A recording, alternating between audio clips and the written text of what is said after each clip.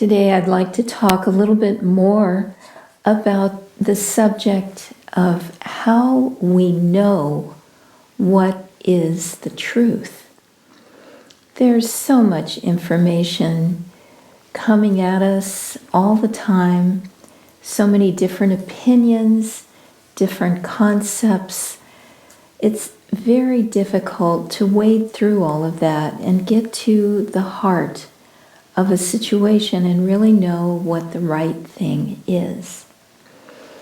And I've talked about this in recent episodes of these videos, but another aspect of it is very important, and that is to associate with people who are steeped in the teachings of yoga and who have a moral compass.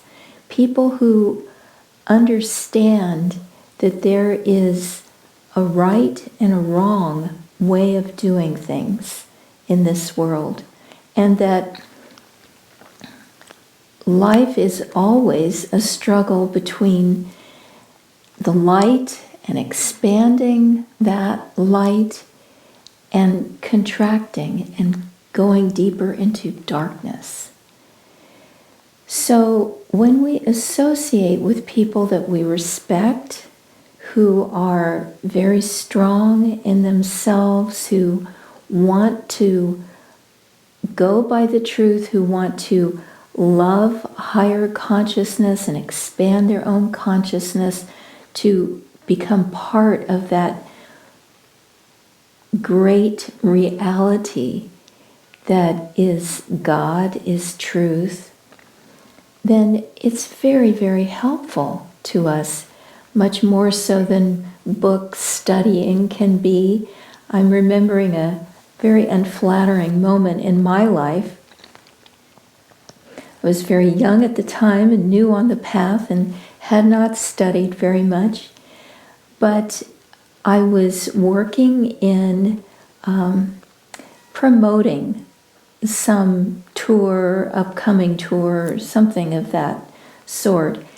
And I had been on the phone with someone on the East Coast. I was here in California, living at Ananda Village, and this person told me they could no longer help because something had happened in their life that was traumatic. And so I'd been talking to this person, and then I hung up. I think I said all the platitudes of, well, I'm very sorry. I think I was polite. But I hung up the phone, and I was sitting at my desk thinking, oh boy, I don't know how I'm going to replace that person. They were very instrumental in what I was doing in my work. And just then a coworker said to me, what happened? And I told her the story. And she said, oh, that poor woman. And I got it like a ton of bricks.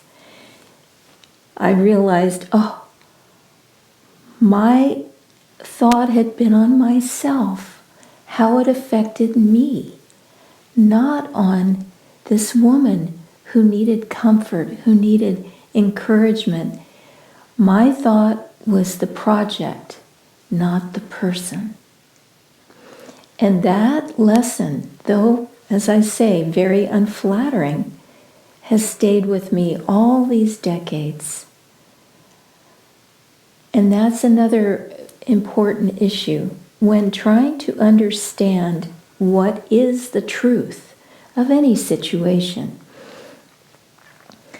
Not only to be in association with people that you feel are spiritually minded and living by these teachings. The second aspect I'd like to talk about is don't refer every situation to yourself. Don't think of how does this affect me personally. think about whether it's right or wrong, or imagine it for the greater good. Think of it in terms of principle instead of thinking about it personally. In that way, we start to realize that we are not the center of the universe. We can align ourselves with truth. We can't invent it. We can't mold it to be just how we want it to be. We can't make the right answer be because it would affect me in the right way. We have to think in terms of principle, and in that way, we will live by the truth.